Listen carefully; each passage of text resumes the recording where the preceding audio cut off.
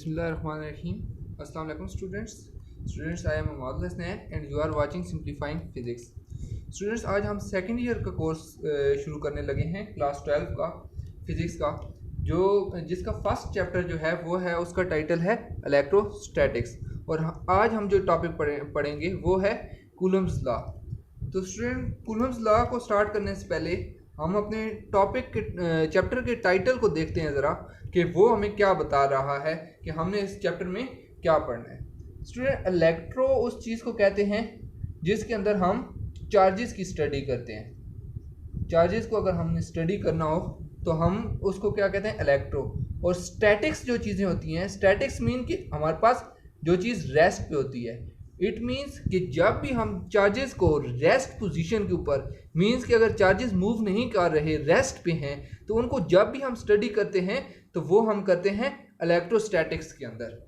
अब स्टूडेंट, हमें ये पता होना चाहिए पहले कि हमारे पास चार्जेस होते क्या हैं।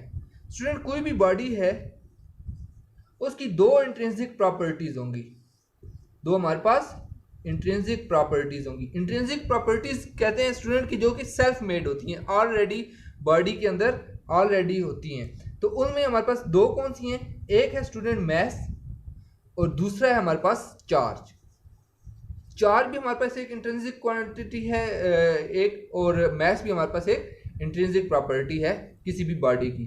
अब स्टूडेंट, जो मैस होता है ये हमारे पास नॉन ट्रांसफरेबल होता है कि एक बॉडी दूसरी बॉडी को अपना मैस ट्रांसफर नहीं कर सकती। लेकिन जो चार्ज होता है हमारे पास स्टूडेंट्स, वो हमारे पास ट्रांसफरेबल होता है। ये हमारे पास स्टूडेंट्स क्या होता है, ट्रांसफरेबल।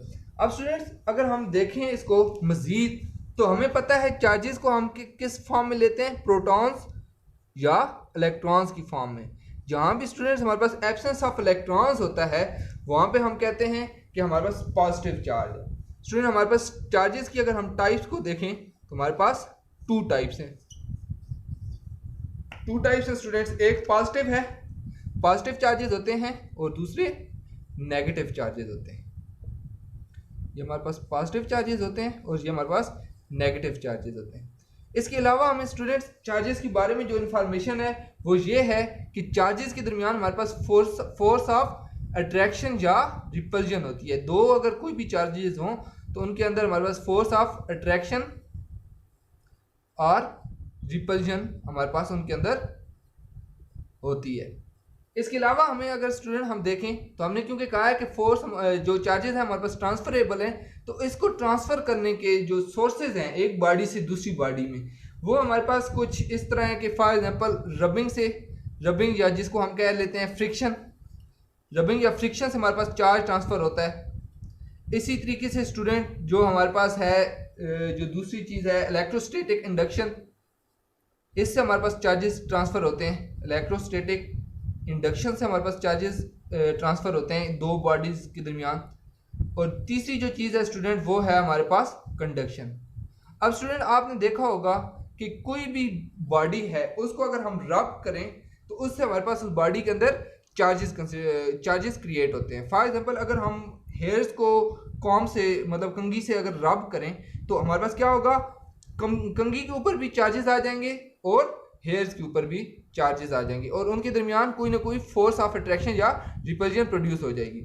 अब हमारे पास इलेक्ट्रोस्टैटिक इंडक्शन क्या होती है स्टूडेंट, थोड़ा सा हम इसको देख लेते हैं। इलेक्ट्रोस्टैटिक इंडक्शन हमारे पास ये होती है स्टूडेंट्स, हमने बहुत बेसिक लेवल पे एक एक्सपेरिमेंट करते थे कि हम बालों पे कंघी करके और छोटे छोटे पेजेस के टुकड़े रखते थे नीचे, और बालों को कंघी करके उनकी करीब जब लाते थे तो वो उन छोटे छोटे जो कागज़ के टुकड़े होते हैं उनको अट्रैक्ट करता था। तो ये जो अट्रैक्शन होती थी ये क्यों होती थी, हमने कंघी को बालों पे रब किया, उससे कंघी के ऊपर तो चार्ज आ गया, लेकिन जो हमारे पास दूसरी बॉडी है यानी जो पेजेस हैं उन पे तो कोई चार्ज नहीं था। तो हमारे पास जो चार्जेस जो हमारे पास पेजेस के ऊपर ट्रांसफ़र हुई हैं वो हमारे पास जिस मेथड से हुई हैं वो इलेक्ट्रोस्टैटिक इंडक्शन के थ्रू हुई हैं। यानी कंघी ने अपने चार्ज किस पे क्या किया है, इंड्यूस कर दिया है किस पे, छोटे पेजेस पे। तो स्टूडेंट, ये हमारे पास थोड़ा सा चार्जेस की बेसिक्स थी जो कि हमारे पास कूलम्स लॉ को पढ़ने से पहले थोड़ा सा उनको जानना ज़रूरी था। अब स्टूडेंट, हम कूलम्स लॉ की तरफ जाते हैं। कूलम्स लॉ क्या है स्टूडेंट, हमने एक बात कह दी कि जब भी हमारे पास दो चार्जेस होते हैं, लेट्स सपोज एक पॉजिटिव है एक नेगेटिव है, या लेट्स सपोज दोनों पॉजिटिव हैं या लेट्स सपोज दोनों नेगेटिव हैं, हमारे पास कोई भी दो चार्जेस हैं, अगर Q1 है ये लेट्स सपोज और ये Q2 है, तो उनके दरमियान हमने बोला कि हमारे पास फोर्सेस ऑफ अट्रैक्शन या रिपल्जन होंगी। अब जब भी हमारे पास, हमें ये भी पता है कि जब अपोजिट चार्जेस होंगे तो हमारे पास क्या होगी, अट्रैक्शन होगी, और जब सेम चार्जेस होंगी तो हमारे पास क्या होगी, रिपल्जन होगी। ये तो हमें क्वालिटेटिव नेचर पता लगी फोर्सेस की कि या फोर्स अट्रैक्टिव होगी या फोर्स रिपल्सिव होगी, लेकिन क्वांटिटेटिव नेचर हमें किस चीज ने बताई, वो हमें बताई है कूलम्स लॉ ने। Quantitative nature of force between two charge bodies, कि दो चार्ज बॉडीज के अंदर क्वांटिटेटिव मींस कि फोर्स की स्ट्रेंथ क्या है, कि क्या किस स्ट्रेंथ की फोर्स हमारे पास दो चार्जेस के दरमियान हमारे पास क्या होगी, मौजूद होगी। तो ये हमारे पास क्या है, क्वांटिटेटिव नेचर ऑफ फोर्स। अच्छा स्टूडेंट, हमारे पास कूलम्स लॉ कहता क्या है, कूलम्स लॉ स्टूडेंट हमारे पास कहता है कि कोई सी अगर दो बॉडीज हों तो उनके दरमियान जो फोर्स ऑफ अट्रैक्शन या रिपल्जन होगी, इट डजेंट मैटर कि फोर्स ऑफ अट्रैक्शन है या रिपल्जन है, तो उसका जो मैग्नीट्यूड होगा, उसकी जो वैल्यू होगी वो डायरेक्टली प्रोपोर्शनल होगी उन दो चार्ज बॉडीज की चार्जेस के मैग्नीट्यूड के जो प्रोडक्ट है उनके डायरेक्टली प्रोपोर्शनल होगी। यानी कि जो दो बॉडीज हैं, दो चार्ज बॉडीज हैं या दो चार्जेस हैं, उनके दरमियान जो फोर्स ऑफ अट्रैक्शन या रिपल्जन है वो डायरेक्टली प्रोपोर्शनल होगी इन दोनों चार्जेस की प्रोडक्ट के या मल्टीप्लिकेशन के। इसी तरीके से वो दूसरी बात कहता है कि जो यही जो फोर्स है ये इनवर्सली प्रोपोर्शनल है 1/r² के, कि दो चार्जेस के दरमियान का जो डिस्टेंस है उसका जो स्क्वायर है उसके फोर्स ये हमारे पास उसके इनवर्सली प्रोपोर्शनल होगी। अब इसको स्टूडेंट अगर हम कंबाइन करें तो हमारे पास क्या आता है, Q1 Q2/r², कि दो अगर हमारे पास पॉइंट चार्जेस हैं, दो हमारे पास पॉइंट चार्जेस हैं तो उनके दरमियान जो फोर्स का मैग्नीट्यूड है वो हमारे पास डायरेक्टली प्रोपोर्शनल होगा उन दो चार्जेस के मैग्नीट्यूड के प्रोडक्ट के, और इनवर्सली प्रोपोर्शनल होगा उनके डिस्टेंस के। अब स्टूडेंट पॉइंट चार्जेस क्या होते हैं, पॉइंट चार्जेस हमारे पास वो चार्जेस होते हैं जो कि बहुत ही मतलब उनकी क्वांटिटी बहुत ही स्मॉल होती है, इतनी स्मॉल कि वो किसी दूसरे चार्जेस की इलेक्ट्रिक फील्ड को डिस्टर्ब या डिस्टार्ट नहीं करते। ये हमारे पास किसी दूसरी चार्ज की इलेक्ट्रिक फील्ड को डिस्टर्ब या डिस्टार्ट नहीं करते, तो उसको हम क्या कहते हैं, पॉइंट चार्ज। अब स्टूडेंट इसको अगर हमने प्रोपोर्शनैलिटी को अगर रिमूव करना है तो हमें कोई ना कोई प्रोपोर्शनैलिटी कांस्टेंट यूज करना पड़ेगा। उसके लिए जो हम प्रोपोर्शनैलिटी कांस्टेंट यूज करते हैं स्टूडेंट वो है हमारे पास K Q1 Q2/r²। जो हमने प्रोपोर्शनैलिटी कांस्टेंट यूज किया स्टूडेंट वो हमारे पास इधर है K। ये हमारे पास क्या हो गया स्टूडेंट, प्रोपोर्शनैलिटी कांस्टेंट। अब हम ये देखते हैं कि ये K क्या है हमारे पास।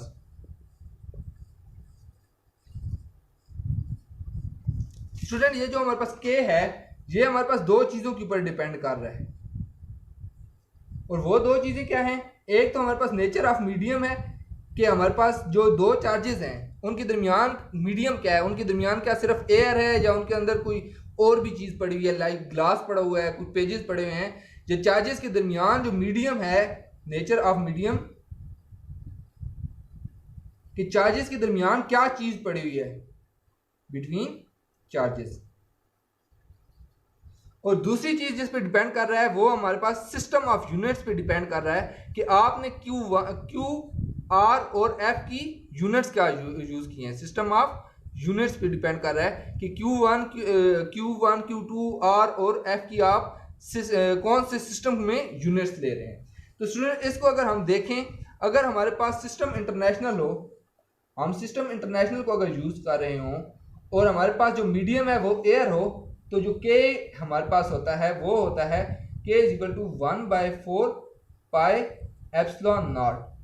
और ये हमारे पास जो इसकी वैल्यू आती है, क्योंकि स्टूडेंट ये भी हमारे पास कांस्टेंट है, पाई भी कांस्टेंट है और 4 भी कांस्टेंट है, तो इसकी एक हमारे पास कांस्टेंट वैल्यू होती है जो है 9 × 10⁹, और इसकी जो यूनिट है वो बनते हैं हमारे पास न्यूटन मीटर स्क्वायर पर कूलम स्क्वायर। अब स्टूडेंट अगर ये आपको यूनिट्स ना याद रहें तो इधर से आप इसकी यूनिट्स फाइंड कर सकते हैं। लाइक अगर हमने इधर से K रखना हो तो R इधर मल्टीप्लाई हो रहा है, इधर डिवाइड हो रहा है, उधर मल्टीप्लाई हो जाएगा FR² Q1 Q2। अब फोर्स के क्या यूनिट होते हैं स्टूडेंट, न्यूटन, और डिस्टेंस के क्या यूनिट होते हैं, मीटर, तो स्क्वायर। और Q1 और Q2 की क्या है हमारे पास यूनिट, Q चार्जेस का यूनिट होता है कूलम, तो ये कूलम स्क्वायर आ जाता है। तो इस तरीके से ये हमारे पास स्टूडेंट इसके K के यूनिट्स आ जाएंगे। अब स्टूडेंट्स आगे चलते हैं, जो हमारे पास ये एप्सिलॉन है स्टूडेंट्स, अगर हम इस एप्सिलॉन की बात करें तो ये एप्सिलॉन हमारे पास होता है स्टूडेंट्स, इसको हम कहते हैं permittivity of free space, permittivity of free space. यानी अगर हमारे पास चार्जेस के दरमियान एयर हो तो वो एयर हमारे पास चार्जेस को की इलेक्ट्रिक फील्ड्स को कितनी अलाउ करती है मूव करने के लिए। यानी जो भी मीडियम है हमारे पास, यहाँ पे अगर एयर है फॉर एग्जांपल चार्जेस के दरमियान, तो चार्जेस जो एयर है वो इन चार्जेस की इलेक्ट्रिक फील्ड को कितना पास होने देती है, इसको हम कहते हैं परमिटिविटी ऑफ फ्री स्पेस। और इसकी जो स्टूडेंट्स वैल्यू है वो हमारे पास होती है 8.85 इंटू 10⁻⁻12, और जो के यूनिट्स हैं उनको रिवर्स कर दें तो हमारे पास इसके यूनिट्स आ जाएंगे, जो कि है कूलम स्क्वायर पर न्यूटन मीटर स्क्वायर। तो ये तो बात होगी स्टूडेंट के की और एप्सिलॉन की। अब स्टूडेंट आगे चलते हैं। स्टूडेंट आगे चलें हम अगर, तो हमारे पास जो कूलम फोर्स होती है, इस सारे को अगर हम कंबाइन करें तो हमारे पास कूलम फोर्स बनती है 1F=1/4 एप्सिलॉन नॉट, ये हमारे पास के की वैल्यू आ गई, into Q1 Q2 over R square.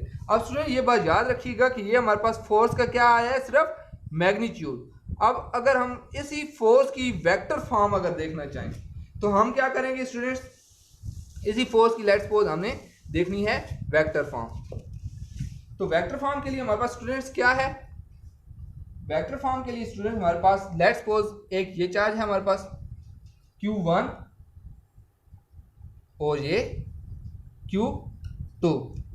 अब स्टूडेंट्स आपको पता है कि ये जो फोर्स होती है, ये जो कूलम फोर्स है के Q1 Q2 over R square, ये हमारे पास एक म्यूचुअल फोर्स है, ये फोर्स हमारे पास एक म्यूचुअल फोर्स है। अब म्यूचुअल फोर्स का क्या मतलब है स्टूडेंट, म्यूचुअल फोर्स का मतलब ये है कि जितनी फोर्स हमारे पास Q1 Q2 के ऊपर लगाएगा उतनी ही फोर्स हमारे पास Q2 Q1 के ऊपर लगाएगा, लेकिन अपोजिट डायरेक्शन में। तो इस चीज को एक्सप्लेन करने के लिए हमने क्या किया, Q1 Q2 ले लिया, इसके ऊपर एक हमने फोर्स कंसीडर कर ली F21, F21 हमने कंसीडर कर ली। ये जो F21 है स्टूडेंट, ये हमारे पास इस डायरेक्शन में लग रही है, और इसके ऊपर हमने एक यूनिट वेक्टर लगा दिया R21। अब स्टूडेंट हम एक और चीज कंसीडर करते हैं, इसी तरीके से ये चार्जेस कंसीडर करते हैं Q1 और Q2, और एक इस डायरेक्शन में हमारे पास फोर्स लगेगी F12, और ये जो हमारे पास यूनिट वेक्टर आएगा वो होगा R12। अब स्टूडेंट इस चीज का मतलब क्या है, इस चीज का ये मतलब है कि जितनी फोर्स Q1 Q2 के ऊपर एक्सर्ट कर रहा है, या जितनी फोर्स Q2 के ऊपर लग रही है Q1 की वजह से, उसको हमने कह दिया F21, और उसकी डायरेक्शन हमने उस तरफ शो कर दी। अब हमारे पास उतनी ही फोर्स F21 की इक्वल फोर्स मैग्नीट्यूड में हमारे पास Q2 लगाएगा, उतनी ही फोर्स Q2 लगाएगा Q1 के ऊपर, और उसको हम कह देंगे F12, और उसकी डायरेक्शन अपोजिट होगी F21 के। यानी कि इसको हम इस तरह लिखना चाहें तो हम लिख सकते हैं कि F12 जो है वो इक्वल होगा और अपोजिट होगा -F21 के। और F12 क्या है, वो फोर्स जो चार्ज 1 के ऊपर लग रही है चार्ज 2 की वजह से, वो इक्वल और अपोजिट डायरेक्शन में होगी किस फोर्स के, जो F2 के ऊपर लग रही है F1 की वजह से। तो ये हमारे पास, और नेगेटिव साइन क्या शो कर रहा है, नेगेटिव साइन शो कर रहा है कि इनकी डायरेक्शंस आपस में अपोजिट होंगी। अब स्टूडेंट इसकी डायरेक्शन शो करने के लिए हमने मैग्नीट्यूड तो फाइंड कर लिया था फोर्स का, ये हमारे पास मैग्नीट्यूड आ गया था। अब इसी फोर्स की अगर हमें डायरेक्शन बतानी हो तो उसके लिए हम एक यूनिट वेक्टर की हेल्प लेते हैं, यूनिट वेक्टर की हेल्प लेते हैं। यूनिट वेक्टर स्टूडेंट आपको पता है कि ऐसा वेक्टर होता है जिसका मैग्नीट्यूड 1 होता है, और वो सिर्फ हमें डायरेक्शन शो करता है किसी भी चीज की। तो अगर हमने F12 लिखना हो, F12, तो हम उसको लिखते हैं 1/4 pi epsilon naught Q1 Q2 over R square, और साथ हम एक यूनिट वेक्टर लिख लेते हैं R12। इसी तरीके से अगर हमने force on charge 2 due to charge 1 अगर हमने करना हो फाइंड, तो हम क्या लिखते हैं 1/4 pi epsilon naught Q1 Q2 over R square, और यहाँ पे एक यूनिट वेक्टर लिख देते हैं R21। अब स्टूडेंट आपने एक और चीज देखनी है कि ये जो R12 है, जो यूनिट वेक्टर हमारे पास r12 है, ये वेक्टर यूनिट वेक्टर, इसकी डायरेक्शन हमारे पास क्या है ये, और इसका मैग्नीट्यूड क्या है हमारे पास 1, इसका क्योंकि यूनिट वेक्टर है तो इसका मैग्नीट्यूड 1 है, तो एक और यूनिट वेक्टर यानी उसका भी मैग्नीट्यूड इसी के इक्वल होगा, वो इसकी अपोजिट डायरेक्शन में है जो कि है r21। इट मींस कि r12 जो है आपका वो इक्वल है माइनस ऑफ r21 के। इट मींस कि आपकी जो फोर्स है F12 वो हमारे पास इक्वल है माइनस ऑफ फोर्स F21 के। तो ये हमने स्टूडेंट्स इस कूलम्स लॉ के टॉपिक में दूसरी चीज देख ली।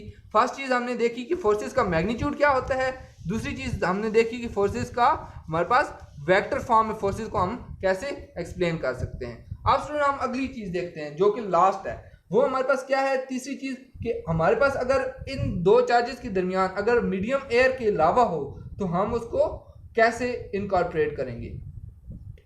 स्टूडेंट फॉर एग्जांपल आपके पास इन चार्जेस के दरमियान जो मीडियम है वो एयर के बजाय हम दो चार्जेस के दरमियान पेज रख देते हैं, या हम फॉर एग्जांपल ग्लास पेज या हम ग्लास रख देते हैं या रबर रख देते हैं, मतलब कोई और मटेरियल रख देते हैं, तो हमारे पास इसका क्या इफेक्ट होगा। अगर तो स्टूडेंट मीडियम हमारे पास इंसुलेटिंग मटेरियल है कि जो हमने चार्जेस के दरमियान चीज रखी है वो हमारे पास इंसुलेटिंग है, तो उसको हम कहते हैं डाइलेक्ट्रिक। और स्टूडेंट एक बात आपने याद रखनी है कि जब भी दो चार्जेस के दरमियान हमारे पास डाइलेक्ट्रिक आएगा तो हमारे पास होगा क्या कि हमारे पास जो फोर्स का मैग्नीट्यूड है वो हमारे पास रिड्यूस हो जाएगा, मतलब फोर्स की जो वैल्यू आएगी वो हमारे पास दो चार्जेस के दरमियान की जो फोर्स की वैल्यू है वो हमारे पास कम हो जाएगी। और कितनी कम होगी हमारे पास, वो जो हमारे पास वैल्यू है जो कम होगी वो हमारे पास एक फैक्टर से कम होगी, और उस फैक्टर को हम क्या कहेंगे, उस फैक्टर को हम कहेंगे रिलेटिव परमिटिविटी, एप्सिलॉन आर और या रिलेटिव परमिटिविटी। अब स्टूडेंट ये रिलेटिव परमिटिविटी क्या है, परमिटिविटी ये स्टूडेंट डिपेंड करता है उस इंसुलेटिंग मीडियम या डाइलेक्ट्रिक पे, यानी कि अगर आपका रबर है फॉर एग्जांपल आपने इसके दरमियान रबर रख दी तो उसकी जो रिलेटिव परमिटिविटी होगी वो डिफरेंट होगी, ग्लास रख दिया उसकी रिलेटिव परमिटिविटी डिफरेंट होगी, आपने पेज रख दिया तो उसकी रिलेटिव परमिटिविटी डिफरेंट होगी, यानी हर चीज़ की हर मटेरियल टू मटेरियल ये रिलेटिव परमिटिविटी वेरी करती है। और इस केस में अगर आपने फोर्स फाइंड करनी है दो चार्जेस के दरमियान तो आप उसको कैसे लिखेंगे, F is equal to 1/4 pi epsilon naught, ये तो हमारे पास क्या आ गया एयर की परमिटिविटी, और इसके साथ हम एक पुट कर लेंगे एप्सिलॉन आर यानी कि relative permittivity into Q1 Q2 over are square. अब स्टूडेंट आप देख सकते हैं कि बाकी वही चीजें हैं, सिर्फ आपने इसके डिवीजन में एक एप्सिलॉन आर इसके अंदर पुट कर दिया, यानी एप्सिलॉन आर की जो वैल्यू है उस पर डिपेंड कर रही है फोर्स की वैल्यू, जितनी ज्यादा एप्सिलॉन आर की वैल्यू होगी फोर्स की वैल्यू उतनी कम हो जाएगी। यानी अगर आप इस दो चार्जेस के दरमियान इंसुलेटिंग मटेरियल रखेंगे तो आपके पास जो फोर्स है उसकी वैल्यू दो चार्जेस के दरमियान जो वैल्यू ऑफ फोर्स की वो आपके पास कम हो जाएगी। फॉर एग्जांपल स्टूडेंट अगर एयर है तो आपकी फोर्स की वैल्यू आपकी आ रही है लेट्स सपोज 20 न्यूटन। अब यही अगर आपने इसके दरमियान एयर के बजाय रबर रख दी, दो चार्जेस के दरमियान रबर है फॉर एग्जांपल, तो रबर आपको पता है एक इंसुलेटिंग मटेरियल है यानी डाइलेक्ट्रिक है, तो उसकी वजह से फोर्स की जो वैल्यू है वो कम हो जाएगी, और लेट्स सपोज कोई भी वैल्यू कह देते हैं, लेट्स सपोज उसकी वैल्यू कम होके 16 न्यूटन हो जाएगी। और ये जो वैल्यू कम हुई है ये किस चीज़ के ऊपर डिपेंड कर रही है, ये इस रिलेटिव परमिटिविटी ऑफ रबर के ऊपर डिपेंड कर रही है। अब स्टूडेंट जो हमारे पास रिलेटिव परमिटिविटी ऑफ एयर होती है वो होती है 1.0006, यानी कि 1 के बहुत करीब होती है रिलेटिव परमिटिविटी ऑफ एयर। इसलिए हम अगर एयर को कंसिडर कर रहे होते हैं तो एप्सिलॉन आर को हम इग्नोर कर देते हैं। जब एयर की बात हो रही होती है तो हम सिंपल क्या लिखते हैं 1/4 pi epsilon naught Q1 Q2 over are square. I hope student यहाँ तक आपको ये टॉपिक क्लियर हो गया होगा। इस टॉपिक के अंदर स्टूडेंट हमने इस टॉपिक को 3 पोर्शंस के अंदर देखा है। सबसे पहले हमने ये देखा है कि फोर्स का जो मैग्नीट्यूड है वो क्या होगा। दूसरा पोर्शन के अंदर हमने देखा है कि फोर्स को अगर वेक्टर फॉर्म में देखें तो फोर्सेस क्या होंगी। तीसरी चीज में हमने देखा है कि अगर हमारे पास डाइलेक्ट्रिक होगा तो उससे हमारे पास फोर्स के ऊपर क्या अफेक्ट पड़ेगा। तो फोर्स का मैग्नीट्यूड हमारे पास simple K Q1 Q2 over are square की इक्वल आ गया था। जो वेक्टर फॉर्म थी उसके अंदर हमने ये बताया था कि जितनी फोर्स Q1 Q2 के ऊपर लगाएगा उतनी ही फोर्स Q2 और Q1 के ऊपर लगाएगा, लेकिन अपोजिट डायरेक्शन में। और उसके लिए हमने एक यूनिट वेक्टर यूज किया था R12 या R21। और तीसरी चीज हमने ये देखी कि जब भी आपके पास किसी दो चार्जेस के दरमियान डाइलेक्ट्रिक मटेरियल आएगा तो उससे फोर्स की वैल्यू आपके पास डिक्रीज हो जाएगी। तो ये तीन चीजें आपकी हम देखी थी कूलम्स लॉ के अंदर। स्टूडेंट आप आई होप आपको ये चीजें क्लियर हो गई होंगी। अगर स्टिल आपको इस टॉपिक के अंदर कोई प्रॉब्लम है तो आप कमेंट्स में पूछ सकते हैं। तो स्टूडेंट मिलते हैं नेक्स्ट वीडियो में, तब तक के लिए अल्लाह हाफिज।